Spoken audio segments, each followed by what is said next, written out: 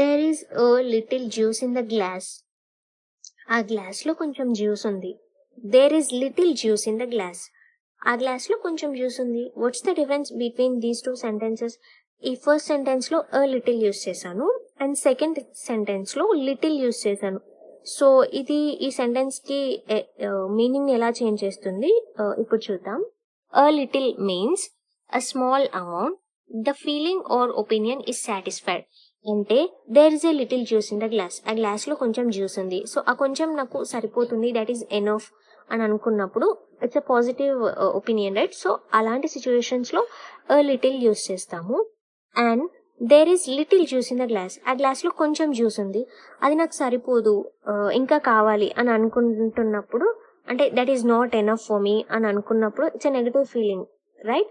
So అలాంటప్పుడు లిటిల్ని use చేస్తాము. సి, లిటిల్ అంటే means the small amount is not enough, has a negative feeling. See one more example. Janu has 100 rupees. Ramu also has 100 rupees. Janu దగ్గర 100 rupees ఉన్నాయి and రాము దగ్గర కూడా 100 rupees ఉన్నాయి. జాను ఏమంటుంది? I have a little money. A little money అని అన్నది కాబట్టి ఇక్కడ ఈమె ఉద్దేశం ఏంటి? జాను ఉద్దేశం 100 రూపీస్ అనేవి తనకు ఎనఫ్, అంటే షీ సాటిస్ఫైడ్, నాకు 100 రూపీస్ సరిపోతాయి అని అనుకుంటుంది. సో అందుకే ఇక్కడ అ లిటిల్ మనీ అని చెప్తున్నాం.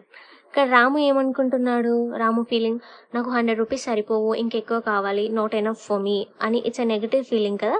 సో అప్పుడు ఐ హ్యావ్ లిటిల్ మనీ అని అంటాడు. సో నెగటివ్ సెంటెన్స్లో లిటిల్ యూస్ చేయాలి, పాజిటివ్ సెంటెన్స్లో ఎనఫ్ అనుకున్నప్పుడు అ లిటిల్ యూస్ చేయాలి.